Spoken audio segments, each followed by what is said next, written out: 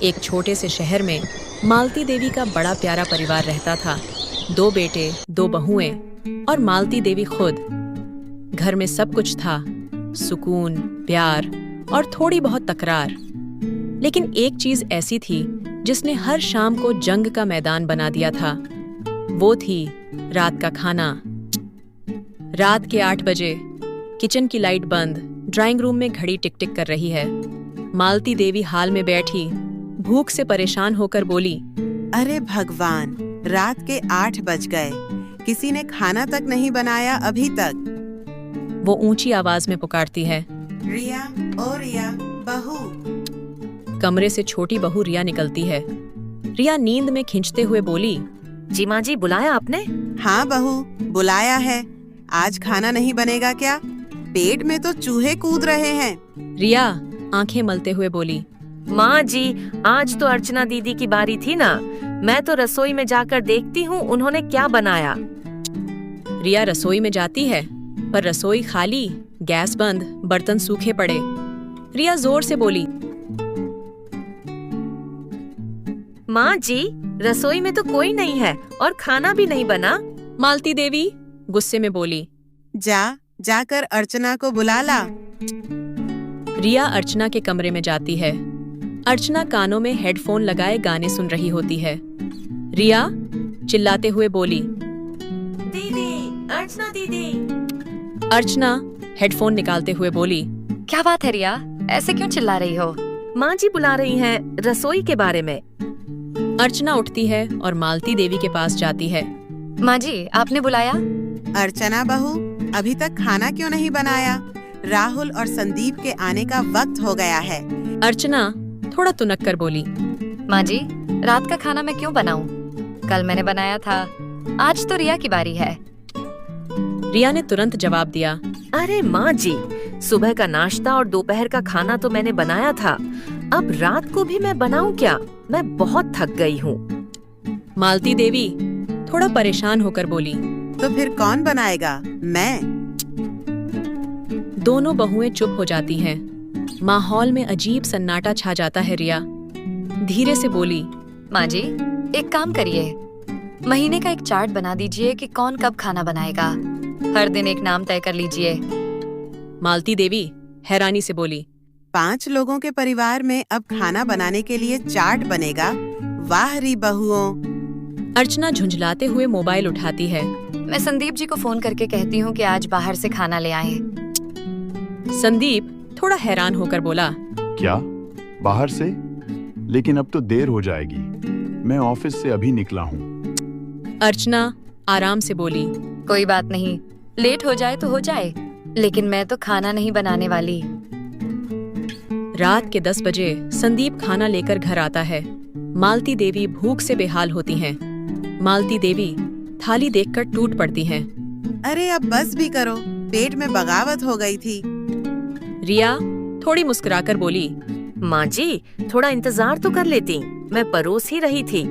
भूख के मारे क्या इंतजार, अब तो जो मिलेगा वही खाऊंगी।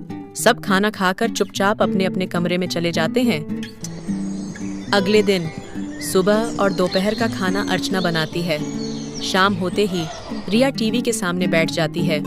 रिया मन में सोचती है, आज रात मेरी बारी आ जाएगी, लेकिन मैं अपना फेवरेट सीरियल छोड़ने वाली नहीं।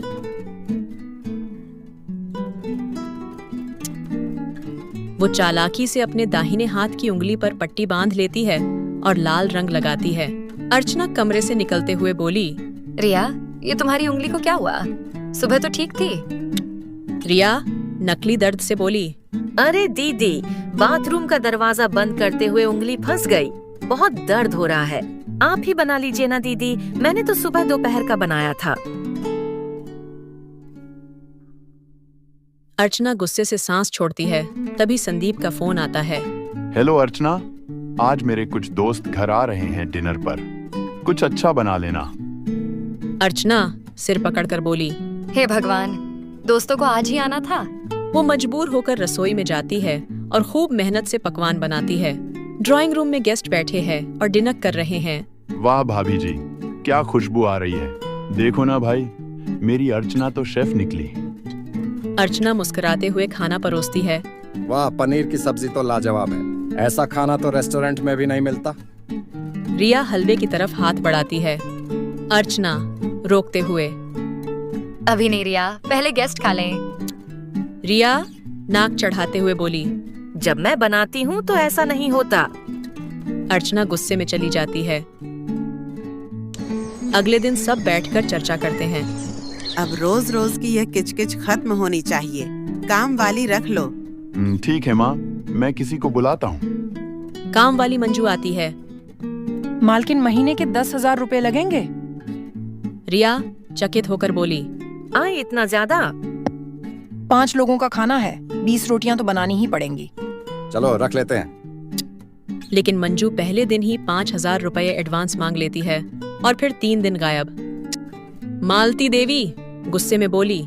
ये हुई ना आफत, 3 दिन से खाना भी नहीं और काम वाली भी नहीं। माँ जी, मैं तो नहीं बनाऊंगी। मैं भी नहीं। ठीक है, मैं बाहर से मंगवा देता हूँ। तीनों के मनपसंद खाने आते हैं, लेकिन खर्चा बहुत बढ़ जाता है।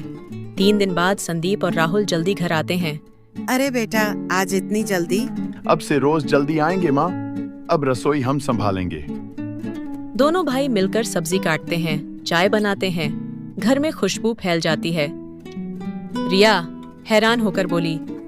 भैया, आप दोनों रसोई में? राहुल मुस्कुराकर बोला। हाँ, अब माँ को आराम देने का वक्त आ गया है। अर्चना पछताते हुए बोली। नहीं भैया, ये हमारा काम है, हमें माफ कर दीजिए। हाँ दीदी, आज से हम दोनों मिलकर खाना बनाएंगे। अब तो लग रहा है मेरा घर सच में घर बन गया। और उस दिन से मालती देवी के घर में कभी रसोई को लेकर झगड़ा नहीं हुआ। दोनों बहुएं मिलकर हर रात हंसी खुशी खाना बनाती थीं। रसोई की जंग खत्म हो चुकी थी। कहानी अच्छी लगी हो तो लाइक करें और चैनल को सब्सक्राइब करें, जिससे हमारी नई नई कहानियों की नोटिफिकेशन आपको मिलती रहे। धन्यवाद। जय श्री राधे।